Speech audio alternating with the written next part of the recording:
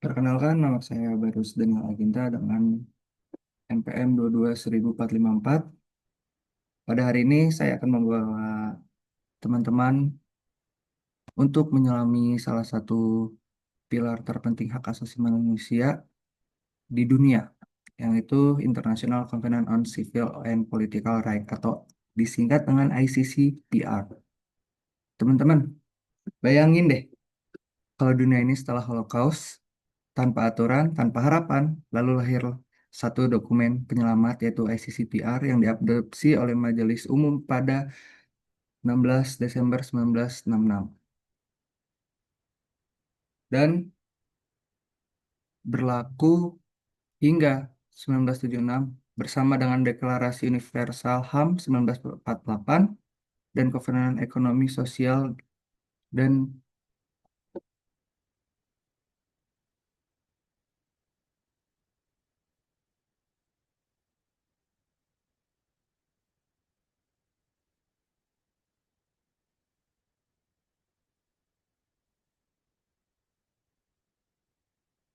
ya, selamat pagi, selamat siang, selamat sore, atau selamat malam teman-teman. Sebelumnya izinkan perkenalkan.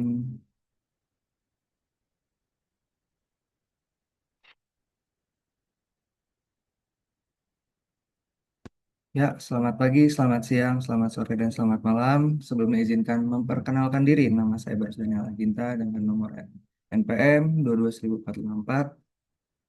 Di sini dan hari ini saya akan membawa teman-teman untuk menyelami salah satu pilar terpenting hak asasi manusia di dunia ini, yang dimana diberi nama International Covenant on Civil and Political Rights atau disingkat ICCPR.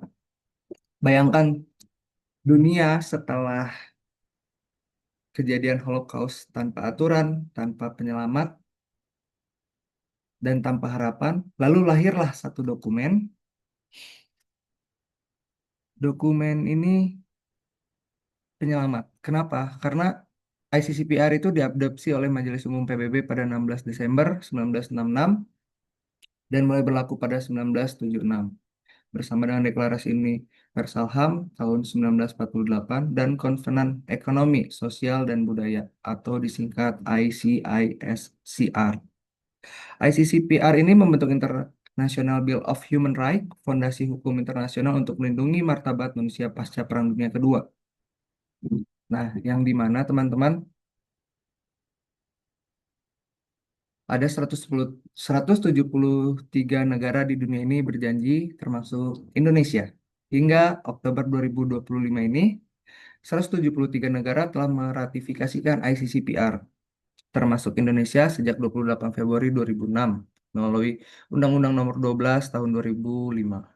Artinya, negara-negara ini wajib secara hukum internasional untuk menjamin hak sipil dan politik warganya, bukan sekadar janji politik, tapi kewajiban dapat dituntut. Selanjutnya, kita masuk ke dalam struktur dan kerangka ICCPR itu sendiri yang terdiri dari 53 pasal yang diorganisir dalam 6 bagian utama, yang mencakup ketentuan substantif, mekanisme implementasi, dan prosedur penyelesaian sengketa. Jadi, teman-teman, sebenarnya ini seperti resep nasi goreng versi PBB lah ya. ICCPR terdiri dari 53 pasal seperti yang tadi saya sebutkan dan terbagi menjadi 6 bagian utama yaitu hak untuk hidup dan larangan penyiksaan, kebebasan berpikir dan beragama, hak atas proses hukum yang adil, hak politik seperti memilih dan dipilih, mekanisme pengawasan oleh Human Rights Komite serta dua protokol opsional yang membuka ruang pengaduan individu, penghapusan hukuman mati. 5 hak yang kalau hilang hidupmu berubah total. Dari nyawa sampai status TikTok. Teman-teman sendiri pun bisa menjadi ancamannya. Mari kita fokus pada hak-hak inti. Ya, di sini teman-teman bisa melihat ada 5 pasal kunci mencerminkan fondasi perlindungan hak asasi manusia di dalam ICCPR tersendiri. Yang di mana pasal 6 itu adalah hak atas kehidupan dan perlindungan dari hukuman mati. Pasal 7 kebebasan dan penyiksaan dan perlakuan kejam. Pasal 9 kebebasan dari penahanan sewenang-wenang. Dan pasal 19, kebebasan berekspresi dan mencari informasi.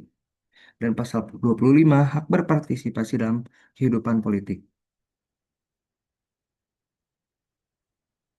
Teman-teman sendiri bisa menggambarkan diri pada pasal 25 ini yang memberikan hak untuk memilih dan dipilih dalam pemilu yang jujur dan periodik. Siapa sih yang mengawasi pemerintah dunia? Bukan polisi tentunya teman-teman. Nah, di sini saya akan menjelaskan bahwasanya ada 18 jenius di dunia ini. Pengawas dilakukan oleh Human Rights Committee, badan beranggotakan 18 pakar independen yang dipilih negara independen dan setiap 4 sampai 5 tahun negara pihak wajib melaporkan kemajuan pelaksanaan ICCPR lebih lanjut melalui protokol opsional pertama yang juga diratifikasikan di Indonesia. Warga negara bisa mengadu langsung ke PBB jika haknya dilanggar oleh negara. Nah, di sini teman-teman bisa melihat ya dilengkapi dengan sistem pengawasan komprehensif untuk memastikan negara-negara pihak mematuhi kewajiban mereka. Dua instrumen utama bertanggung jawab yaitu ada Human Rights Committee dan protokol opsional. Seperti tadi yang saya jelaskan. Selanjutnya kita langsung ke kasus-kasus kritis di Indonesia ya teman-teman ya. Yang kita ketahui bahwasanya Indonesia ini menghadapi beberapa tantangan signifikan dalam implementasi ICCPR yang menjadi fokus pengawasan internasional. Yang di mana Mahkamah Konstitusi pernah menggunakan pasal 19 untuk membatalkan pasal pencemaran nama baik yang terlalu luas. Kasus penahanan aktivis di Papua sering dirujuk pada pasal 9 dan Indonesia. Meskipun belum meratifikasi protokol kedua, tetap terikat untuk membatasi penerapan hukum mati sesuai standar internasional. Tapi ada 3 monster besar yang ancam ICCPR dan satunya di antaranya ada di HP teman-teman sendiri. Kenapa saya bisa bilang begitu? Nah, di sini teman-teman bisa melihat ada tantangan implementasi kontemporer. Lanskap global hak asasi manusia terus berkembang dan munculnya tantangan baru yang kompleks. Pertama ada otoritaris, otoritarianisme yang benar konsolidasi kekuasaan dan pembatasan ruang sipil mengancam efektivitas perlindungan hak. Ada pandemi COVID-19 yang lalu, yang di mana pembatasan darurat yang dibenarkan kesehatan publik menguji keseimbangan antara keamanan dan kebebasan, dan big data dan privacy. Seperti yang tadi saya sebutkan, salah satunya ada di handphone teman-teman, ya inilah adalah teknologi pengawasan digital dan pengumpulan data massal menimbang per- pertanyaan baru tentang privasi dan otonomi.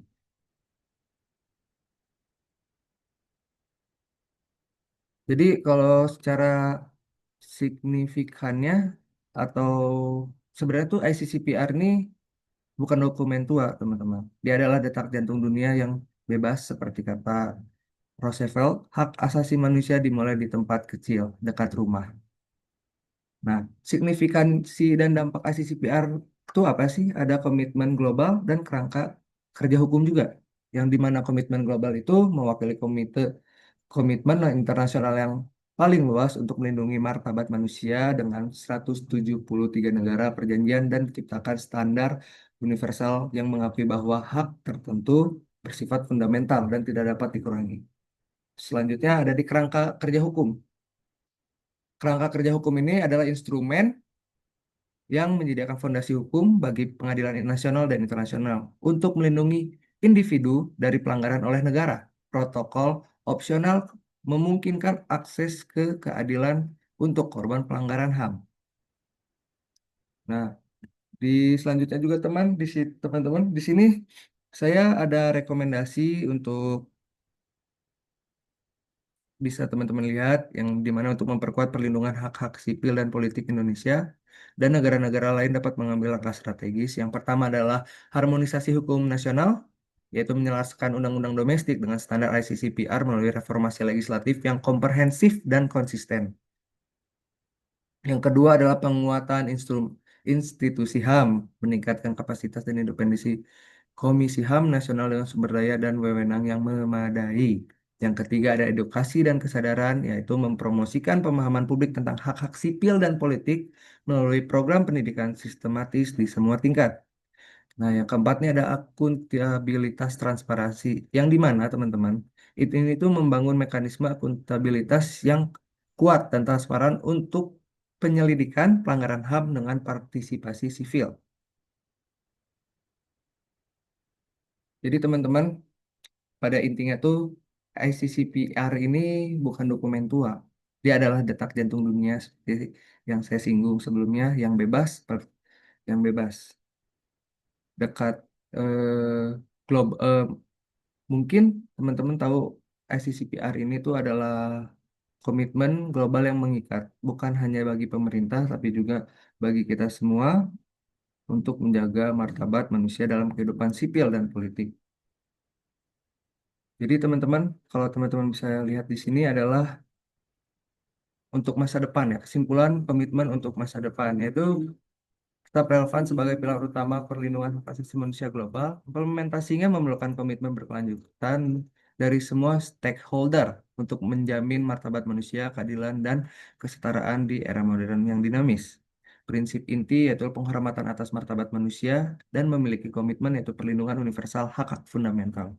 Misinya yaitulah keadilan dan kesetaraan untuk semua. Mungkin sekian dari saya teman-teman. Terima kasih atas